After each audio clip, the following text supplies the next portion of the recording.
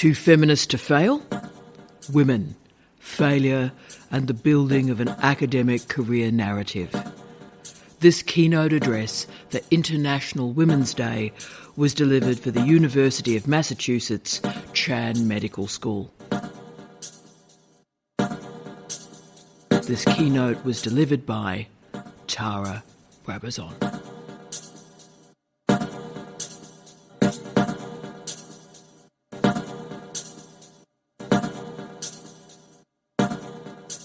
I commenced this keynote on International Women's Day with two stories about women who amplify their own narratives only to demean others.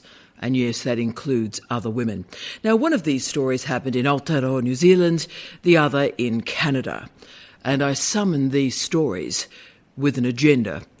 Too often, academics construct a narrative of seamless success, spanning from high citations to important collaborations, from Tier 1 journals to Times higher education rankings. And these success narratives lie to generations of scholars, summoning bizarre stories that owe more to Goffman than Gramsci. So today, let's get inside these simple stories of success. Today, let's explore failure as a feminist act. Let us critique, restory and revision the socialisations of academic life. Let's begin again and summon an ethical, respectful and rigorous pathway through a university workplace. Okay, well, to my first story in Aotearoa, New Zealand. A provost and a dean of graduate research organised a meeting with me. Now, I didn't want to meet with them, they wanted to meet with me. Both were women, both had underperformed in teaching and research throughout their university careers, and they shouldn't have been anywhere near this level of seniority. So, they organised an online meeting with me, 30 minutes. The provost started the meeting and spent 10 full minutes telling me her career story, how great she was, and she made really minor local publications terribly significant, minor tasks terribly significant. It was absolutely ridiculous. It was a Teams meeting and I kept my microphone off and my face devoid of emotion. So this went on and on and on. It was just embarrassing. And then she handed over to the Dean of Graduate Research, who then proceeded to do the same thing, go on and on and on and on. The smallest achievement spun out like she'd won a Nobel Prize. She did this for 12 minutes and now there's 8 minutes left in this meeting that I didn't want to attend and I'm not really sure what's going on. At this point, the provost asked me to introduce myself. So I put on my microphone and replied, "There's plenty of material online if you're interested in my research and teaching." I then turned the microphone off and continued to stare at them like Jack Nicholson. Now that confused them a fair amount, and the provost then started talking again, stating that they wanted me to deliver training to supervisors and students. And they made it very clear that there would be no payment for this training. I tilted my head and asked, why would I deliver training for a university for no payment? There was silence. The dean replied, "Our students would really appreciate it." Now, I let the silence hang for nearly a full minute. They were flustering and blustering about, and I simply replied that if I do work, I require payment for that work. And I ended the call. Okay, there's story one. Let's move to story two. Let's move to Canada. A student approached me to be of assistance to her during her candidature. There'd been no supervision at all, and I worked in the area. It was proposed that I gain adjunct status, and I agreed. Then it got weird. The university continually misspelt my name. They couldn't get me an email address and started to ask me to sign off all these forms as principal supervisor. I was pretty confused, and then a meeting was held with the supposed principal supervisor, another woman, supposedly a professor, and can I say, I held both a professorship and a deanship when I talked to her. So here we go, another 30-minute meeting where this woman professor this time spent 20 minutes talking about her career and her research, and once more there wasn't a lot there. But she made it clear at the end of this academic narrative that she was too busy to see her PhD students more than once a semester. That was all the time she had, and it'd be great if I could see the student once a week and do all the reading, the drafting and the administration for her. Now remember, I was actually a dean and professor when this woman constructed this narrative and what I needed to do for her. I had not spoken through this entire meeting once it became clear once more what was going on. I said, why should I do your work when I'm not being paid for it? Why can't you do your own work? She then proceeded to open and close her mouth and said, oh, but you're my adjunct. And I stated I was approached by the university's graduate office about an adjunct role, and they've yet to spell my name correctly or grant me an email address. Why should I do your work? Needless to say, the call ended. In all these cases, women constructed an academic narrative to make themselves feel powerful, to justify the exploitation of others. But there is another way of being, another way of living. And let's forge that today. Our presentation today has two parts: the academic success narrative, respecting failure.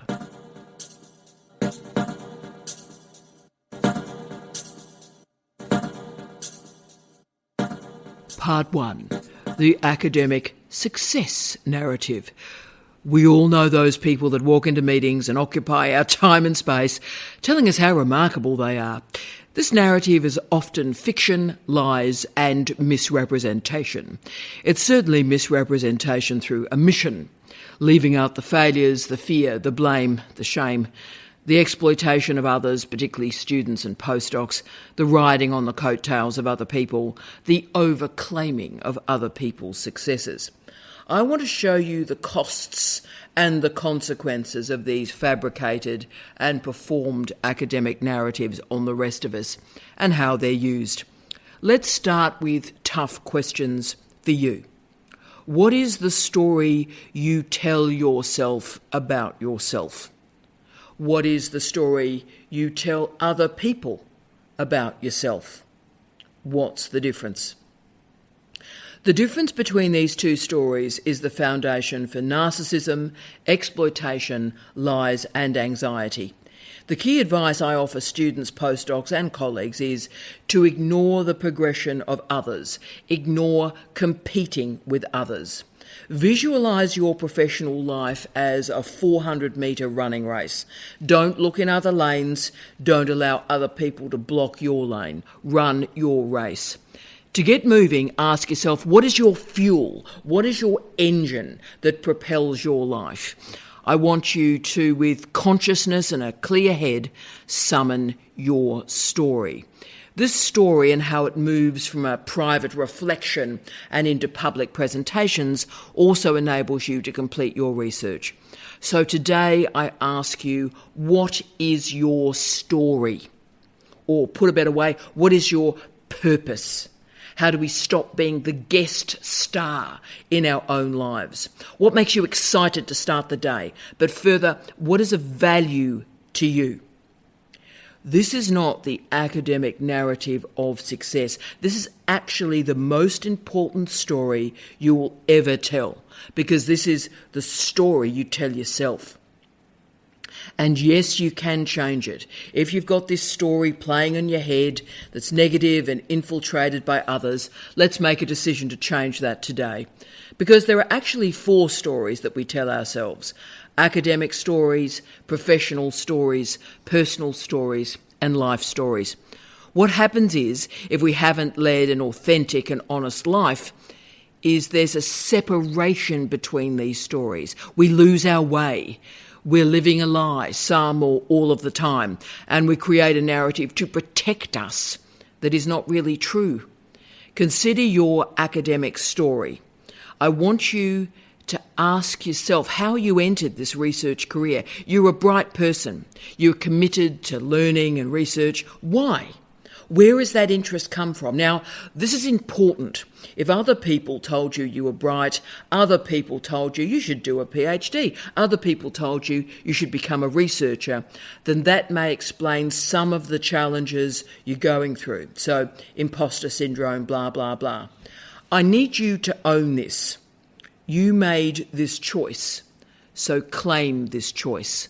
Place the PhD and the postdoc as punctuation points of your academic, your intellectual life, and to block imposter nonsense. So start your story with, I was a very successful undergraduate student. I enjoyed honours, I enjoyed my capstone program. I discovered a passion for learning during my masters. In my professional life, I discovered a problem and I really wanted to answer it. So keep the focus on you, your intelligence, and your achievements. Next, of course, is the professional story. This is important for all the big words in academic culture at the moment, like impact and engagement. How are you going to use the PhD to further your career? Think about your research. Why does it matter? Who will be interested in it? Why will they be interested in it? That's the story of how your research will travel, how you will take the insights from your research and create that professional arc outside of it. So start to shape that story for me. Don't compare yourself to anyone else, your lane, your speed, your future. Then there is the personal story. We had to do the first 2 layers to get here. There are many personal reasons that you are here. You may believe in profound social justice matters.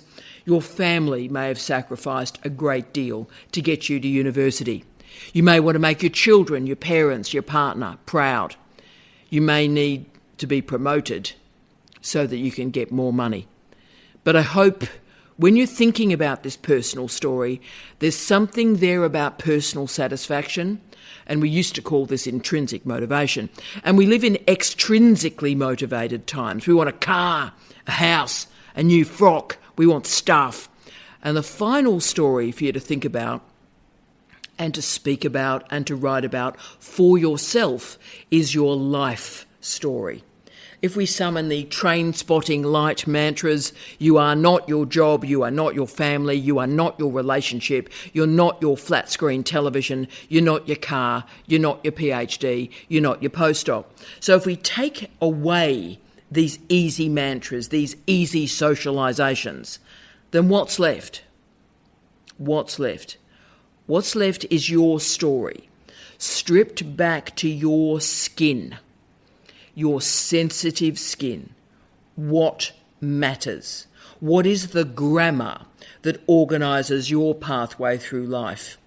If you can work that out, it provides a powerful foundation to claim your space, claim your lane, and complete an academic career for yourself on your own terms, no matter what the haters, the mongrels, the dreadful people, the mean girls have to say to you. And we need to hold on to this to our core, because these are our core values. This is the foundation for our academic narrative. So when people try to get in your face with their weird stuff, it may take you a couple of seconds, but you can take a breath and recenter yourself. You can remember your academic story, your professional story, your personal story, your life story. Don't get pulled into other people's mess. Don't get competitive. Don't get lost in other people's envy and anger and rage and brutality and ruthlessness. Remember, there is so much to fear in higher education at the moment. Pretenders who know they are pretenders. Be calm. Centre yourself. Run your race. Finish. In any year of our lives, something pretty shocking or terrible is going to happen. So in those times, all these stories that we've talked about today seem to evaporate. We panic, we become lost, we become brittle and frightened, and we invent this academic narrative that pushes us up by pushing other people down, and there is an alternative. Acknowledge that something dreadful has occurred. Business as usual is not possible. Don't drift, make a decision, but do something. Recognise the moment of break or rupture and work out what we need to do to get going once more. This area of academic narrative is starting to become a bit of a publishing industry, and I wanted to particularly talk about two recent books. Marianne Mahat's Women Thriving in Academia, published by Emerald in 2021, and Lisa Ortiz Villarreal's Career Narratives and Academic Womanhood in the Spaces Provided, published by Routledge in 2024. Both make for really uncomfortable reading, teaching women how to fit in. The university sector that these researchers present is nostalgic, a university of possibilities and opportunities rather than restrictions and restructures. If women can just write the correct story, their lives and work will be appreciated. If we can just find the right mentor, we're on our way. To provide one example, Elizabeth Hartnell Young in the Emerald book stated, quote, "Networking is not a dirty word, say all the women who get noticed," end of quote, and, quote, "Women often focus on perfecting their work to the detriment of their career development," end of quote. Okay, so is getting noticed the point of academic life? The last thing international higher education requires is another generation of pretenders who do not have the authentic excellence in teaching and learning, and yet go on and on and on and on about how good they are. At a certain point, this self-representation has got to be authentic. It's got to be meaningful. It's got to be appropriate. Yet we've seen the consequences of academic leaders constructing a fairy tale of a career, not rendering their Google Scholar profile public so that their academic narrative is never tethered by fact. The question is, what are we going to do about this? Neither of these recent books talk about the resistive capacity of silence. Neither of these recent books talk about how ability and achievement are rarely the foundation for leadership in international higher education, but the capacity to mask, to edit, to remove details from our lives presents a palatable academic narrative of success and achievement. Actually, there are two ways to resist the pretenders in our universities. Firstly, deploy silence as resistance. And secondly, speak about our failures, and often have the courage to speak of failures and know the value of failure as a diagnostic. Failure is where the transformational power lies. So let's go there now.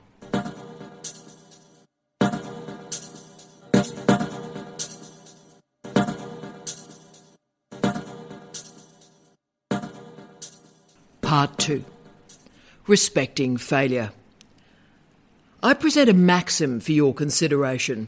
Failure is a diagnostic of your life. We talk so much about success and the successful career narrative, while failure is riddled in shame, fear, confusion, and silence. No more. There are so many lies circulating about money, work, families, personal and professional relationships, leisure, the past and the future. And at its best, failure studies intervenes in these lies, cuts up the social media narratives of smiling success, holidays in the sun, happy families and friends, and it gets real about the lies that we're all living and the lies that we're trying to pass on as socialisation to the next generation of humans. particularly the notion that special, extraordinary and gifted and hard-working people become successful, because that suggests if any of us achieve below arbitrary metrics of stretch targets, arbitrary assumptions about owning stuff, and arbitrary assumptions about a successful family and life, then we are failures. I've done a lot of research on leadership, particularly leadership in our universities, qualitative and quantitative. And I need to be really clear on this. I've researched the Vice-Chancellors and Deputy Vice-Chancellors of Australian and New Zealand universities. There are some extraordinary people amongst those leaders, but not that many, can I say. Most, when we look into their research career, we look into their teaching career, their international experience and expertise, we look at their qualifications for any sort of leadership role in an educational institution, and they are found to be lacking, profoundly lacking. They are sourced from a very, very narrow range of academic disciplines. They have not stretched themselves to learn and research and publish beyond those academic disciplines, and many have had events in their career of absolute catastrophe. Absolute failure, and yet they've wiped away those failures and events that were so damaging to others and continue to tell the career narratives of their great success. These career narratives have a fairy tale-like quality. Their success was linear and progressive, a story arc of profound achievement. But these stories are just that, stories. When we crack the surfaces of those career progressions, we see the emptiness. We see the absence. We have 2 Vice-Chancellors in Australia and Aotearoa, New Zealand, that do not hold a PhD. Now, I know you are applying for hundreds of jobs in these tough times where postdocs become permadocs, thinking that you are a failure, that it's about you and your individual lack of success. That's what's creating this situation. So this is not about successful people being astonishing unicorns that are so much better than the rest of us. The inverse is actually the case, and our universities are suffering because of it.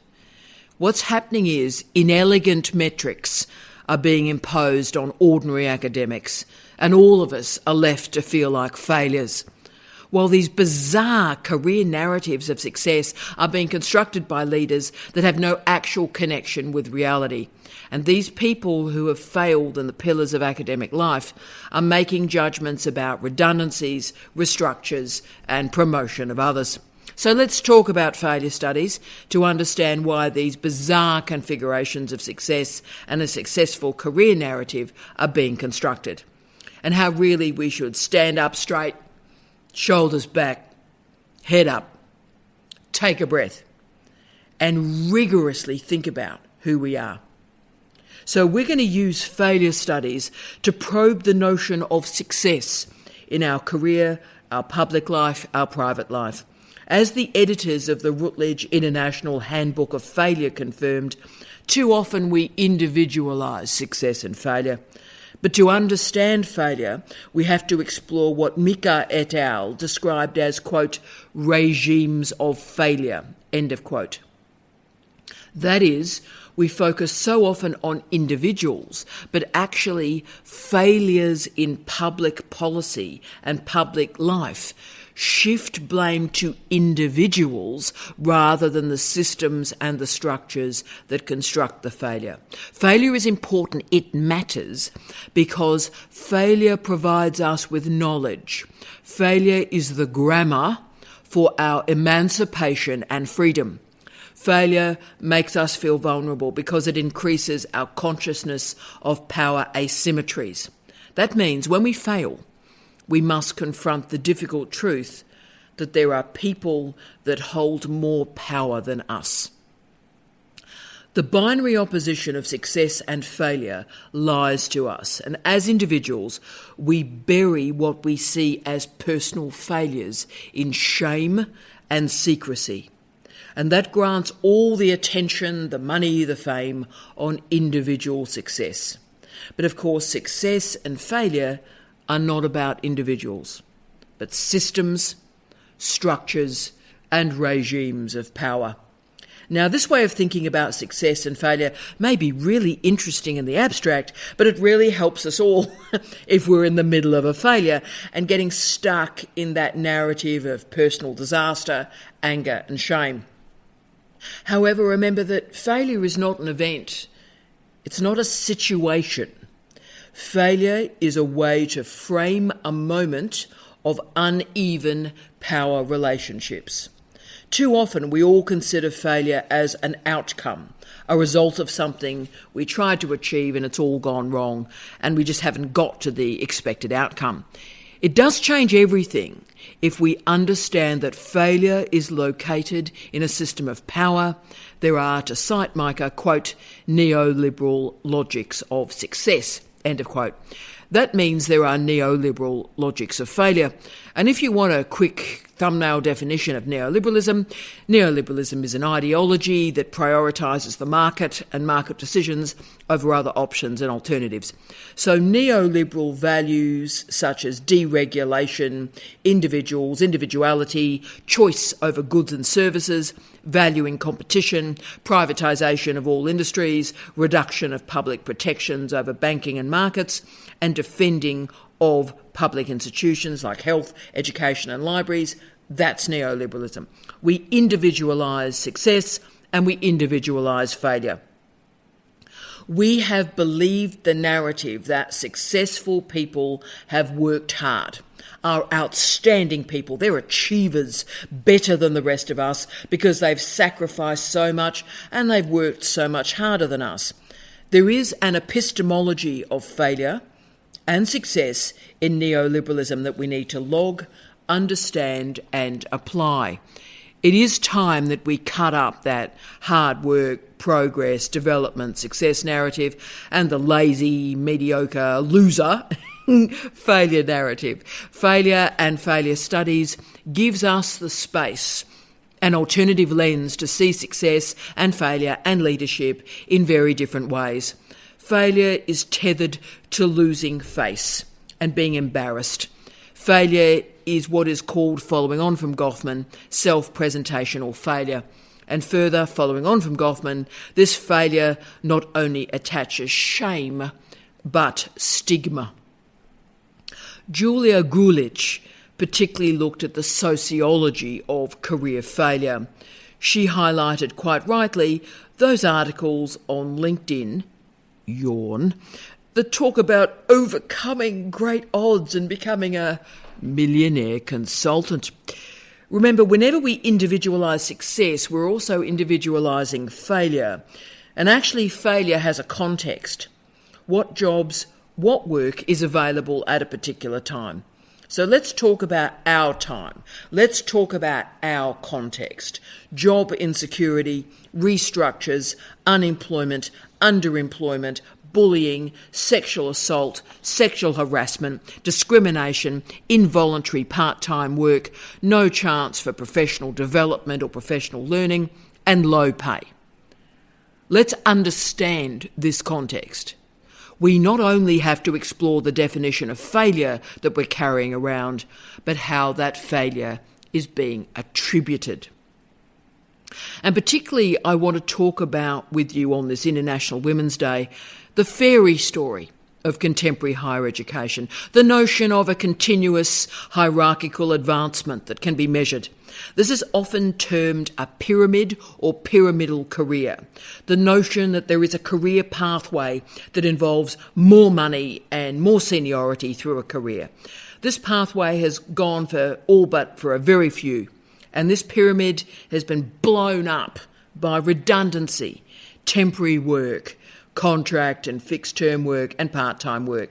This pyramidal model is a heterosexual man's model of success and failure, and it's based on this man having a wife who manages the rest of life and family so he can concentrate on career success and advancement. That model of family and life and work is only experienced by a very few number of people since the 1960s. With 2 incomes now required by most families to have any chance of housing security, the narrative has dissipated. But the residues of this system remain, with so many groups, including women, at a structural disadvantage in salary, position, conditions and hourly earnings. When women are successful, it is not a pyramidal success. Other words, phrases and metaphors are used. Glass cliff posts. So the person holds power on a contract and then the contract ends and they're pushed off the cliff or have to risk jumping onto another cliff. Eagly and Carley used the great phrase glass labyrinth. That is, men still have the benefit of higher wages and faster promotions. Fewer family demands are placed on them, so men have a longer career and can spend more time gaining qualifications at the start of it.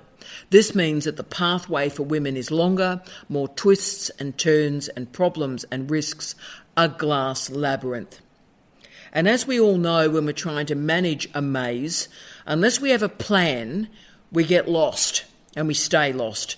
The longer the career labyrinth to gain a post or permanence or promotion, the more that can go wrong. The risk of failure increases, and when women do gain a promotion or leadership, it's in an organisational unit in crisis. That means women are blamed when a failing system continues to fail. Can I say other variables and other pathways to success and failure have also been studied of older workers, workers with an impairment or disability, diverse ethnicities, and groups with diverse sexual and gender life histories. Therefore, career failure is not an individual thing or event or entity. It is shaped and framed and organised by specific sociological formations. This masking and shaming of failure also exists in research. Think about the scale of failed experiments and failed clinical trials, but also think about the few publication avenues for failed research. As Emile Petit has shown, because negative results are rarely published or publicised because of the impact on funding sources, there is what she describes as, quote, the tension between curative and palliative, end of quote. So oncology trials on incurable cancers delay palliative care, but also stop us as researchers confronting the ineffectiveness of experimental treatments. This results in what Petit describes as, quote, selective publication and ignoring failure, end of quote. Also, our metrics for research success, so our sociology, evaluation and evaluation, denies the failures, marginalises the failures, with profound consequences for knowledge. Failure remains important as a trigger for learning, a trigger for accountability, and also a rupture in what Goffman describes as the presentation of self in everyday life. The unbalanced focus on success is only intensified through social media, and it means that when we do fail, we have this overwhelming sense that we're failing alone. And that is absolutely wrong. There is, as Lisa Kurenmaki et al. Described, quote, a failure regime, end of quote.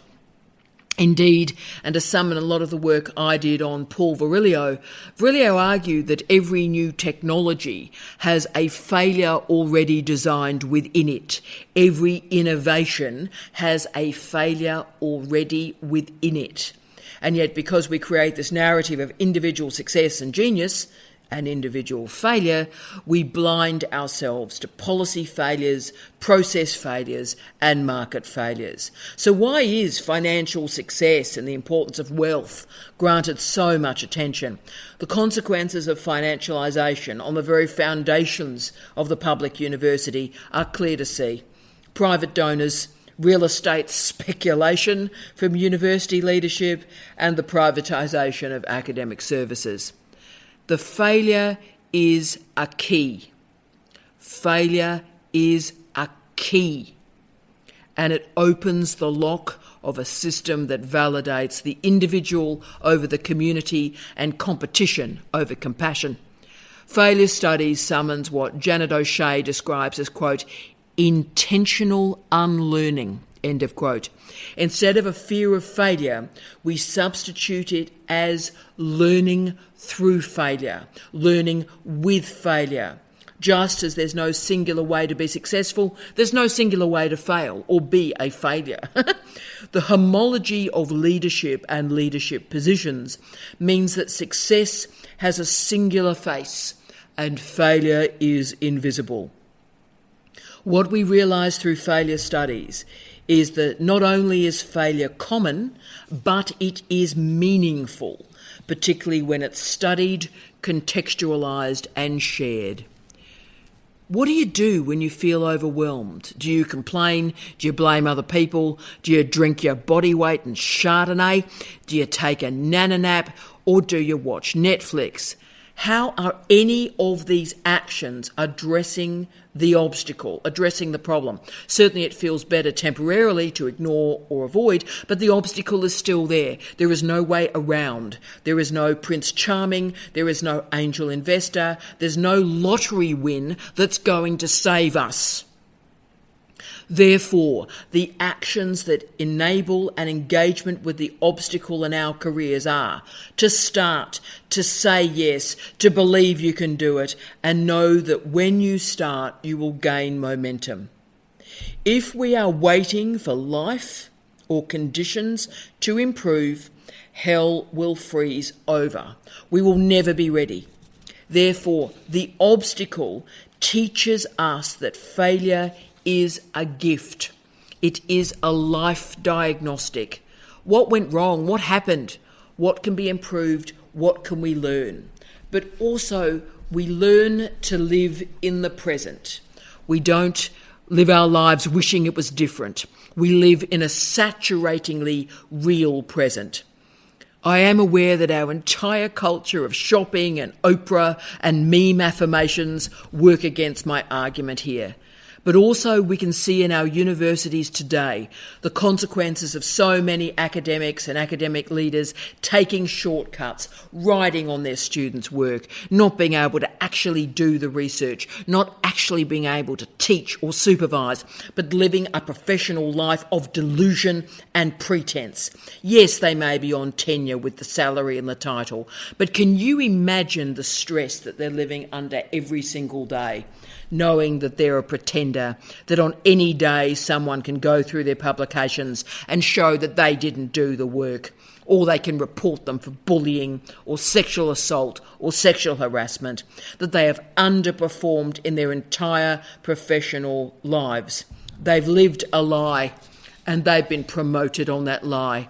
But someday that castle will crumble. Integrity takes a lifetime to build, but it can be lost in 1 minute. Imagine the stress of knowing that you're not good enough, knowing that you've stolen the research, you've stolen the success of others, you've freeloaded on articles your entire life, your H-index is a joke, you're Ozymandias, and people are starting to laugh at you. Because these scholars have built an academic life without obstacles, an unhealthy perception of their importance has emerged without the fear, without the failure. And people start to think they're terribly important, better than others, arrogant, self-centred, ambitious. Success is more than confidence or recognition. Esteem, ethics, respect, decency take decades to develop. The long-term accomplishments of academic lives, of a scholarly life, cannot be measured through impact or engagement or citations. But our superficial metrics allow exploiters to gain high-quality ideas from others to increase their lustre, the high colour of their career. We see the H-index and don't then read and assess how much work these researchers actually completed. You see, the citation we receive for an article with 26 authors and the citation we receive for a singly authored book of 80,000 words has the same value. This is the lie of our research culture, and it's perpetuated by academics who benefit from this lie. But this is a perception through research integrity, research misconduct, academic integrity, academic misconduct. This lie is starting to be revealed. There is an epistemology of failure and success in neoliberalism that we need to log, understand and apply. It is time that we cut up the hard work, progress, development, success narrative and the lazy, mediocre, loser, failure narrative. Failure and failure studies gives us the space to stop and block this ridiculous binary of success and failure. As Devin Calvey's Infallibility at Work has shown, recognising problems and errors and weakness changes how we think about excellence. The gift of problems is that we must work at building connections between the past, present and future and think deeply about the relationship between continuity and change. We do not implement omission bias. We do not forget the errors or the mistakes, which of course are a form of research misconduct through omission, but realise that the negative and the null and the ambivalent research, they have a story to tell in and of themselves. The wisest of scholars sit in the problem, recognise the failure without blame or shame or guilt, and make meaning from the mess, demonstrating ethics, accountability and transparency in our research and our scholarly lives. And so I want to finish with two stories. And of course, these two stories involve academic men. We started with stories of academic women. Let's finish with stories of academic men. The first is a statement that my late husband, Professor Steve Redhead, said to me. I met Steve when I'd just turned 30. He was older and a professor. I was a humble senior lecturer at the time. But the advice he offered me about his mistakes and failures changed my life. So many of his statements and maxims have stayed with me, but there is one that guides my life. Quote, "The great scholars, the people who have really changed knowledge, never tell you about it. They never promote themselves. They don't have to. The work speaks for itself." End of quote. The great intellectuals never big up themselves. They don't have to. The work speaks for itself. Now, this used to be true, and I, to be frank, still think it is true. But we now have a new problem. Most of the culture doesn't read a book. Sadly, they read very little. So in the old days, respect was given for the work done. Now, respect is given for the story that we tell. And I'll give you a final example and something to ponder in your life. I was in an interview, and yes, it was an all-male panel. I, as a matter of courtesy, had reviewed the academic careers of every panel member, and once more, of course, I was privately horrified that people in such senior positions could have achieved so very little in their professional career. But hello, into the interview I went. And I'd done work on the institution, the staff, the policies, the procedures, off we go. And question one was, can you give us the narrative of your academic career? Now, most of us know the first questions in interviews are, why did you apply for this job? What drew you to the post? Why have you applied for this job at this point of your career? Okay, well, this one was different. Can you give us the narrative of your academic career? By the way, that's a question for you to prepare. And I replied, colleagues, you have a 72-page CV. You have a 10-page application, and there are tens of thousands of digital references about me. You can find that information if you want it, but surely you don't want a self-serving narrative in an interview. The chair replied with the statement, Tara, pretend we haven't read your CV, because we haven't. I took a breath, thanked them all for their time, and wished them success through the process, and I left the Zoom call. This was for a senior academic role, and we all have to ask ourselves if we've reached such a point in what I've described as the claustropolitan university that interview panels just can't be bothered reading a CV, and they require an Instagram version with the filters. You must decide who you are, what is important to you. Are you too big to fail? Are you prepared to live a life of networking and spruiking and fairy tales rather than research, silence and respect?